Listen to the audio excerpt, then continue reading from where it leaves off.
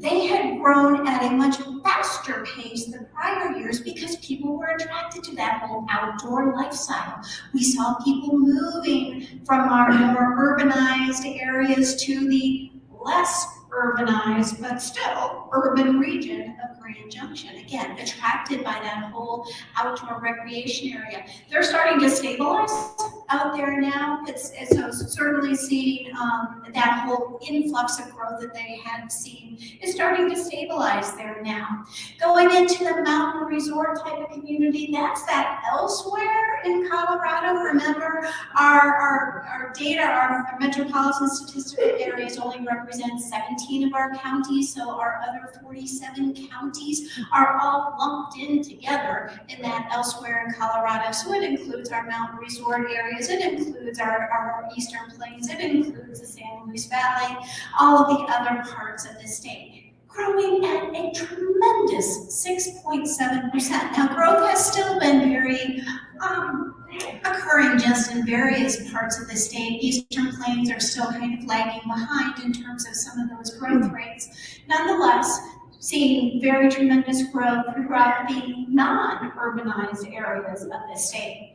Moving then into the north, we have Larimer and we have Weld counties. Weld County has been the region now, which is the Greeley MSA there, which is seeing the slowest growth of our urbanized regions, mainly due to this whole function of what's going on in the energy world. Weld County is a place, of course, where we have typically seen a lot of oil and gas development.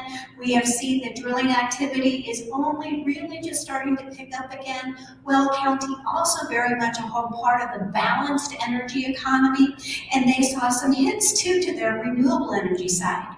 On the great opportunities coming along for them on the oil and gas side, but also just in manufacturing in general. Agilent just announced that they're building a big facility there. We're seeing other like pet food suppliers that have been moving into the Windsor community. So great opportunities on the whole manufacturing side. There in Fort Collins or that Larimer County, there you have a tremendous influence from Colorado State University. All of those students bring a lot of dollars with them, a lot of expenditure patterns that help to drive that. But there's also very much a biotech, high-tech type of realm, and they're doing pretty solid performance there. Moving on down the Front Range in Boulder, that Boulder MSA is just Boulder County, also very similar story. They hate when I say this, so I'm sorry to the Fort Collins people or to the Boulder people, but very similar types of influences on their economic activity with the students, with high tech, with biotech, that all really can tend to weave into that whole asset base that they have there. Metro Denver region, this is where we have the strongest concentration of jobs, 62% of our jobs, something like 56% of the state's population. Maybe I have those reversed. Anyway, in that 55 to 60% range is what we have happening in the Metro Denver region. Very diversified economic base, seeing a lot of growth in most of our industries. And then finally going down into our south side there, Colorado Springs, influenced certainly by military activity. Cybersecurity has been big there. Back office operations have been big there. Very vibrant economy that they have developed too. And they had started out again very, very fast during COVID times and are starting to more stabilize there. Pueblo has been the big story. Do we have anybody from Pueblo? Oh my gosh, all of the Everest steel, that whole construction activity that is going there, the whole new plant there. We have seen great vibrancy there in the Pueblo market that has been a long time in coming, so you keep going. The whole diversification of your economic base is really benefiting that there. So that's kind of the whole walk around the state. If we take a look at the state as a whole, and what industries have been growing versus not. So I've got on here 2019 in green, 2020 in gray, 2022 is the yellow. Having you focus first on 2019 to 2020. I know, you want to block 2020 out of your memory, but all right. Every industry, remember all companies that are operating out there are put into one of these buckets according to what type of good or service they provide. Every single one of our super sectors, our industry groups, lost workers in 2020 with one exception, which was transportation, warehousing, and utilities. That was the Amazon effect. That was the growth in logistics that was happening here as we all started clicking away on our computers to order everything under the sun. That was the only industry that expanded. Now going from 2020, or comparing 2019 out to 2022, a couple of interesting things to note. We see that there are still 3 industry groups that are lagging behind our 2019 level. So they have not kept up in that whole perfect pace at all right now. On that would be our natural resources and mining. That's a lot of our oil and gas activity that is in there is lagging behind leisure and hospitality. We have seen tremendous growth again recently in leisure and hospitality, but it is still behind where it had been back in 2019. And our government sector, this is government at all levels, this is federal, state, local government expenditure or employment, and we are still lagging behind there. So those are the 3 super sectors that are still lagging. There are a couple of notable ones that are just really expanding far beyond our perfect pace. Professional and business services. This is everything from accounting and legal services on through computer systems design, architectural design. That's where we're seeing a lot of growth. And this, as you've heard me say this before, this is oh so important because as that sector is growing, it means that businesses are requesting other business services. So if that sector is growing, chances are everybody down below is kind of growing there as well. And again, transportation, warehousing, and utilities still, as I had mentioned, surpassed where we have been. That has still been a very growing sector. So that all sounds great, right? When we take a look at Colorado employment growth, our forecast for 2023 is that we'll be adding about 2% to our employment base, a little bit lower than that 10-year trend, that perfect pace. And the red line is going to reflect that perfect pace line, that 10-year trend. The 20-year trend is based on the orange line there. That just, let's throw in a couple extra recessions and see what that does to the numbers type of thing. So we are going to be growing a little bit below that perfect pace.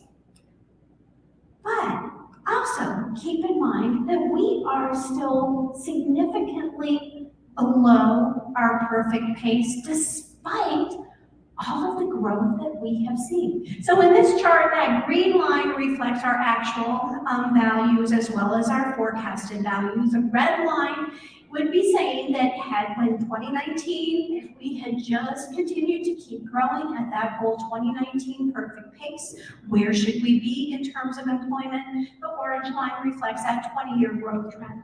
We take a look at this and we find that we are 124,000 jobs short in Colorado compared to where our perfect pace would be.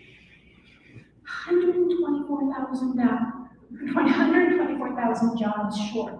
Even though Colorado was one of those first states to recover from the COVID recession by February of 2022, so 1 year ago, we had added back all of the jobs that we had lost, but we have not been able to maintain the pace. I would suggest to you that we are not going back to that pace.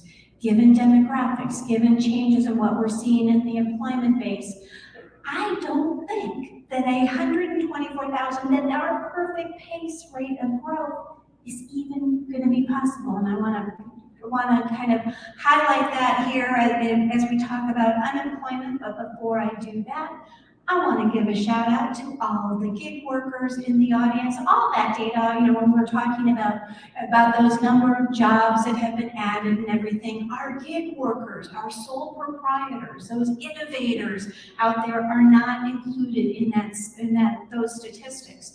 And here in Colorado, we have over 1 million gig positions strong, We have the 5th highest concentration of gig positions in the country, 27%. If you took all of our wage and salary workers, added all of our gig workers, 27% of our employment base is truly made up of all of these low-legal sole proprietors, whatever you want to call them. So perhaps when we talk about our positions too, again, 124,000 jobs short, that doesn't really factor in the type of growth that we have seen in terms of our sole proprietors. So that perhaps is one of our wild cards out there. But the big challenge to really being able to hit that growth rate anymore is the idea that we have an incredibly tight labor market, and it is not going to get any looser. I'm sorry. In Colorado, 3.3% unemployment in December. That was only good enough to give us a 20th place ranking in the country in terms of the lowest unemployment rate. Our neighbor to the west, Utah, operating with a 2.2% unemployment rate. North Dakota, South Dakota at 2.3% unemployment rates. It is incredibly tight out there. And I know many of you are thinking, well, we just need to get those people that are sitting on the couch to come back out and work. Maybe. Maybe there's some of those folks across the country, but they're not here in Colorado. Colorado has the 2nd highest labor force participation rate in the country. That is basically the percentage of people that is 16 years old or over that are either working or actively looking for work. 2nd highest in the country. Those people are not hanging out on the couch here in Colorado. They are out working or actively looking for a job. Maybe there's a few more that we can pull in, and as if you're an employer, maybe there's some ways to sweeten the pot to bring a few people in there, but the labor market is very tight. As another demonstration of that, we take a look at what's called the JOLT survey, Job Openings and Labor Force Turnover. We see that in Colorado, if you focus on that green line, here in Colorado, we have over 200 to 230,000 positions that are open at any given point in time. But the number of people unemployed in the state is hovering in that 100 to maybe up to 120,000 workers. Do the math there. Again, 230,000 open positions, 110 so unemployed people. We have over 100,000 more jobs than what we have people to fill them here in Colorado. So again, this whole idea that we may be 124,000 jobs short in Colorado does not mean that we are going to be able to fill those jobs because we simply don't have the bodies to do that. And as we look forward, so many people have said, so what does this mean for the future here? I think that what it means for employers is you have to hang on to those workers that you have. You have to make sure that you are keeping your job site, your job situation attractive for them. Keep them with you. We also have to get creative. One of the things near and dear to all of your hearts, of course, is what's happening in the whole home building marketplace. There's a company coming out of Buena Vista making homes in a matter of weeks. The whole assembly, the factory line. We need to get creative rather than putting however many people it takes to build that home on site. They're doing it much quicker, much faster, at a more affordable cost by doing it in factories. We need, and that's just one example, I mean, we need to get creative. We need to figure out how we can use automation moving forward to do some of that, provide some of that productivity. Okay, back off of my soapbox here. Let's talk about commercial real estate. I'm going to borrow upon the work of Dr. Glenn Mueller, who is at the University of Denver here. He looks at 54 different communities across the country, looks at 5 different property types, and places these communities on this whole cycle. His premise is that in commercial real estate, as with most aspects of our economy, we go through this whole recovery phase into expansion, reach a hypersupply, pushes us into a recession. But we know that all different property types move along that line in a different pace. In some cases too, you can go up one point and then the next quarter come back down again. So there is nothing to say that you have to have a smooth movement along this whole line. On the office side, Denver is listed as being one of those communities that is in a recovery mode. So we've gone through the worst of the contraction and everything, where we've seen definitely rising vacancy rates throughout most of our office properties. And let me just say, I recognize that not everybody is from Metro Denver, but just as residential real estate is very local, commercial real estate is local as well, and there's not good data that describes the state as a whole. So I'm going to borrow just upon Metro Denver information just to make you think about what trends you're seeing within your communities there. So on the office side, starting to get into some bit of an expansion or a recovery mode. And notice that I have on this chart too, some of our key competitor locations across the country. So areas like Salt Lake and Houston and others, you know, how are we comparing to them? Because obviously as we try to attract new businesses or retain the businesses that we have, we want to know how we're doing compared to everybody else.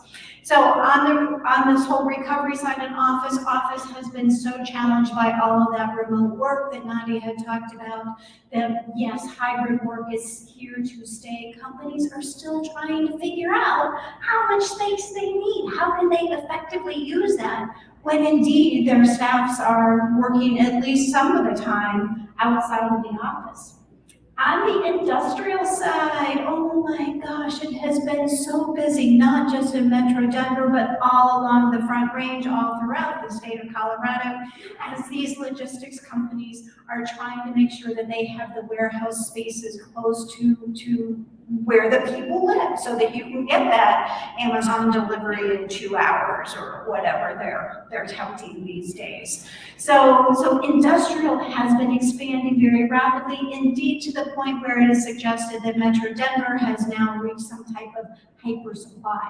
We have built 5 million square feet or more of industrial space each year for the past 6 years. 2023 is expected to be our 7th year of building to that level of space, and it's not surprising that we are indeed getting into a little bit of a hyper supply situation. Retail, who knew? Retail is all 54 markets that they track in this report are said to be in equilibrium. My gosh. We're building next to nothing. We're seeing very low vacancy rates, but there's actually a lot of redevelopment, reuse of that space that is happening. So that's really what is buoying that market. But this is said to be the market that if you're looking to invest, think about retail. Well, that is not investment advice. Okay. I'm just saying that some people are saying that. Anyway, add all that together, you get all of this construction activity that has been happening in the Metro Denver region, has very significant job influences on our community. It also has very significant multiplier impacts. As you construct new things, whether it be residential housing, whether it be commercial, those multiplier effects throughout the community can be very great. All right, turning to demographics. So sometimes, even as we are searching for our perfect pace, we have to rest, right? You know, the only way you can get stronger is to sometimes take a little bit of a step back. That's what I would suggest we're seeing happening right now in terms of our demographics and in terms of our consumer activity. We're getting into a little bit of a rest period. Our Colorado population from 2019 to 2023 increased 178,000 residents. This is still one of our slowest growth rates. It used to be that Colorado was definitely in the top 10 growth states across the country. We are now in that 15 to 20, depending upon how we are calculating that. We are seeing a slowdown in activity. 61% of the population growth that we are seeing throughout the state is occurring in those 4 Front Range counties: Weld County, Douglas, El Paso, and Adams. All of those areas of the state that are in some shade of blue have lost population over these last 4 years. So population growth is not uniform by any stretch of the imagination across the state. So our population growth is comprised of 2 different components. There is net migration, that's the gray bar, that's the one you guys want to see big, okay? Because net migration, that's the number of people moving into the area less the number of people moving out of the region. So it tends to be those new buyers that are coming into the market. The green bars reflect our natural increase in the population, that's the number of births minus the number of deaths. Look at how low our natural increase was in 2021 and indeed into 2022 and 2023. We have seen more deaths in our area because we are a region that is aging. Also, there were a lot more COVID deaths and other instances too. And the birth rate was incredibly low during this whole period of time. We do expect that we'll be getting back out onto trend again come kind of 2024, 2025 and beyond. But for now, as many people are looking across the state and saying, hey, there's way too many people here. They're growing too fast. Why are there all these people? Our growth rate is not where it had been. And look at the 1990s there. That was huge growth. We are growing at just a fraction of, again, our kind of historic norms right about now. Nadia alluded to the generations and how it is so important. So if you're like my husband, you're like, oh God, you're not going to talk about generational groups, are you? It just gets so divisive.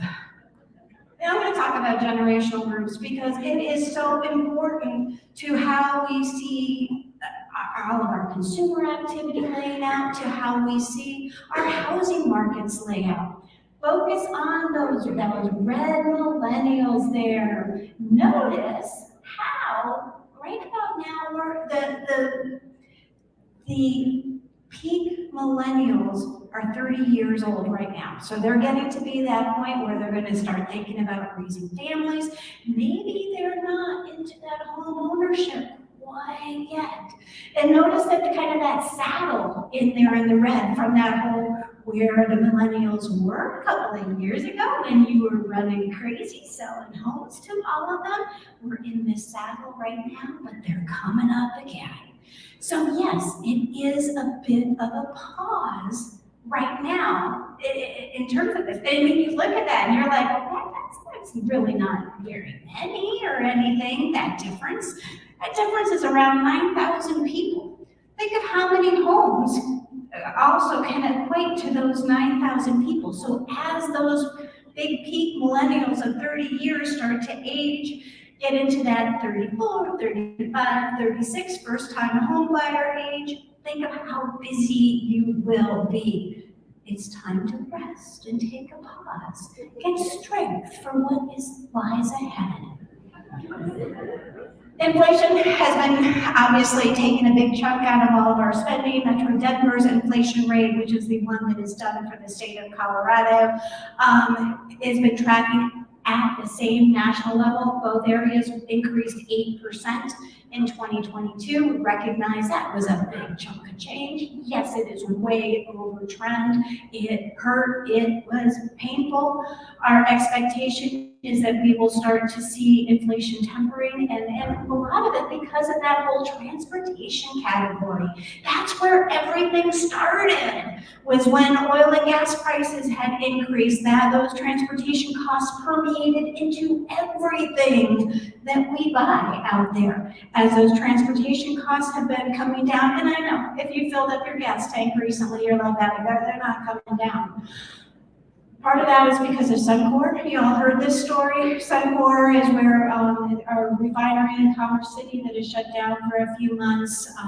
That is where a big chunk of the gasoline that we use comes from them. So until the end of March, April-ish, they're suggesting that we will be paying a little bit higher prices because of that. So be prepared for that. But that's a transitory type of thing. I remember that word. That was one of Chairman Powell's favorite words, transitory.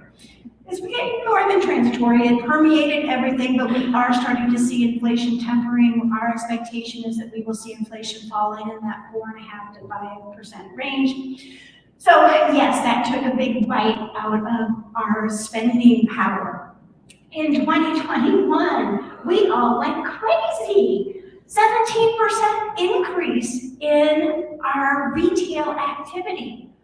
Our municipalities, our state was loving that because that was additional tax revenue coming in, right? You know, we are a community, a state that does rely very heavily upon that retail sales tax. 17% increase in Colorado, and increases really all throughout the state of Colorado. We are now starting to see that temper, more of a 10% increase in 2022. Our expectation is we are going to be coming back down to trend in 2023, so more of that increase, more along the 5% range.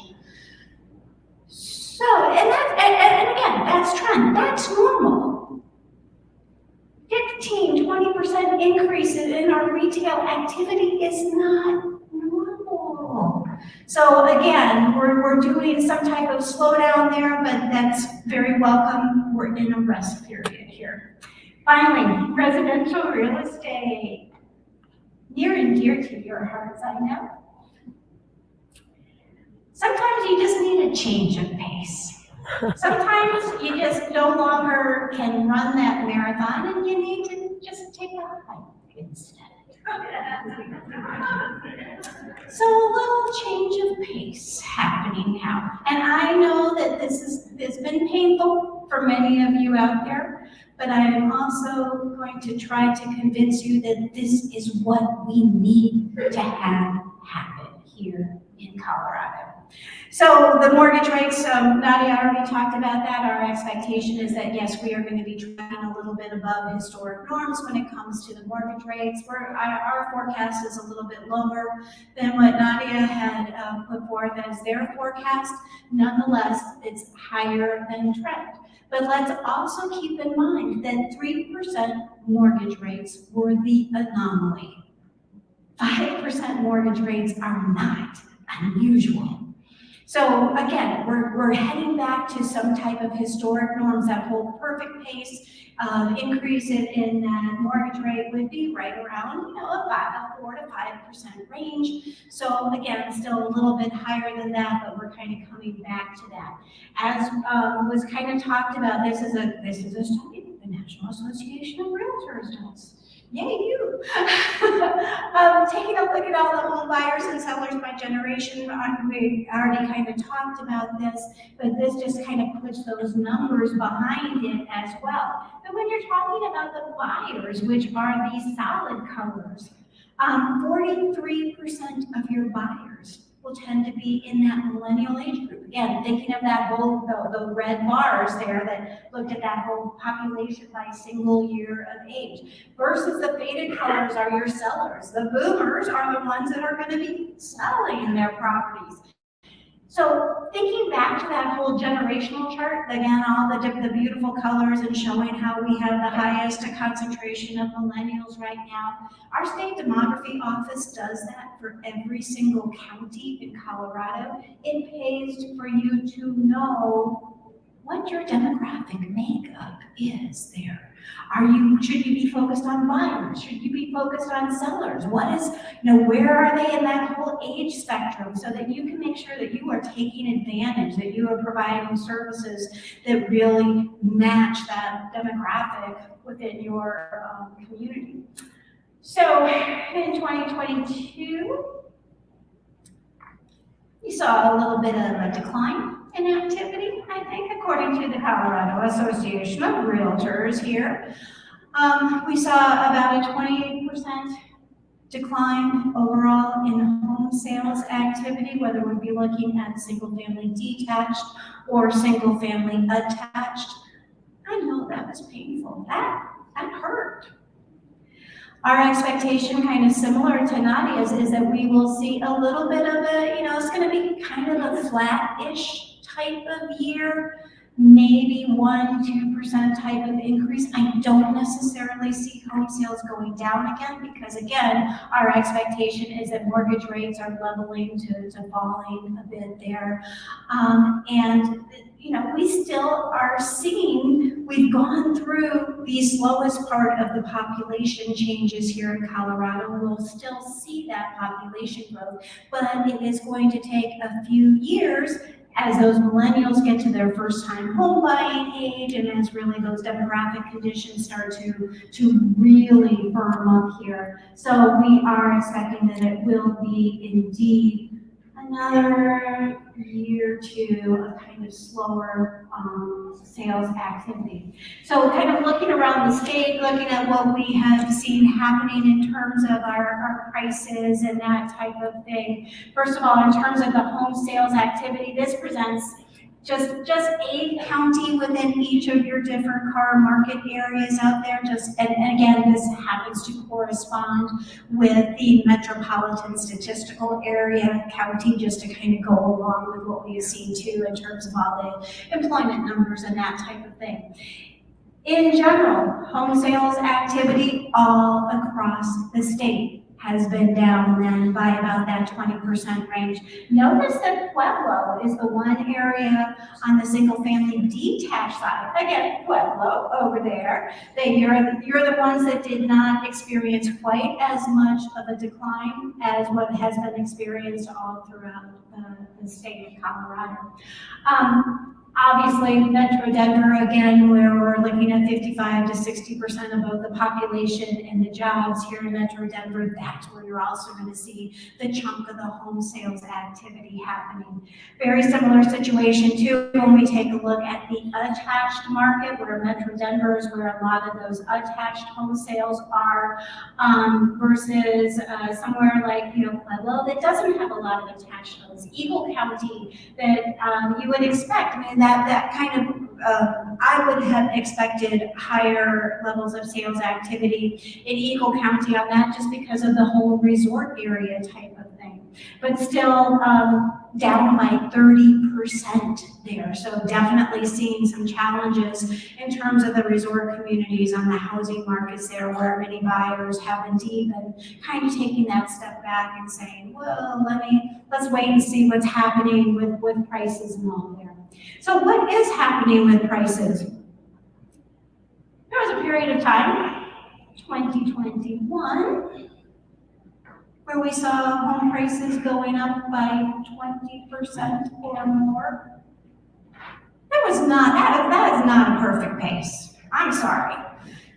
Having home prices increasing by that amount, that quickly, was not a perfect pace for our economy.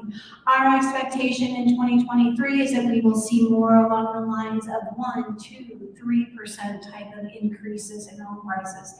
That is lower than our perfect pace. We would like to see home prices increasing in that 5 to 7% range, but we are going to be tracking a little bit below that. But again, that is a good thing. Here's that funny little squiggly line chart here. Once again, the green bar reflects our actual experience in terms of home prices. And this just looks at Metro Denver because, again, that's one of the areas that is covered in the NAR quarterly study. Versus the red line would be our 10-year trend. Orange line would be 20-year trend. If you look at this in Metro Denver, where we are, the green line, compared to where we should have been, had we been growing our prices at the perfect pace, we are $65,000 overpriced in our market. A slowdown in home price growth is very, very welcome. What are we seeing across the state then? The highest prices of course, in our resort areas, and as you would expect, expect as represented here by Eagle County. Even though I have talked, the high growth in home prices in Metro Denver and Boulder, which are two communities covered in the NAR study, which I did not note there. I don't know if I can go back. Oh, sorry. In that we were looking at home prices that in Boulder is the sixth or seventh most expensive housing market in the country. Metro Denver typically tracks at number 12, 13, 14 in terms of how expensive our homes are here. We need to see this kind of slowdown in growth. So in this chart, even as I say that Metro Denver is one of the most expensive housing markets in the country, again, our resort communities kind of blow that out of the water, as you would certainly expect. But notice too that many other parts of our state of Colorado are not that far behind in terms of those prices. And again, on the attached side, pretty similar, where again, we see Mesa County, kind of Grand Junction area, perhaps offering some of the more affordable types of units, but in general, everywhere across the state is getting to a pretty similar type of level, but our rates of appreciation are certainly coming down. Our rates of appreciation coming down because, yes, from that whole demand side, we are seeing that millennial sweet spot there, kind of in a little bit of a lull right now, but also prices coming down because we finally have been building new units. On average, we should be adding about 30,000 units in Colorado each year to accommodate our our population growth. There were periods of time early in that whole 20 teens type of period when we were building next to nothing throughout the state of Colorado. We are finally filling in that gap. 2021 was a huge year. Nearly 40% increase in the number of housing units.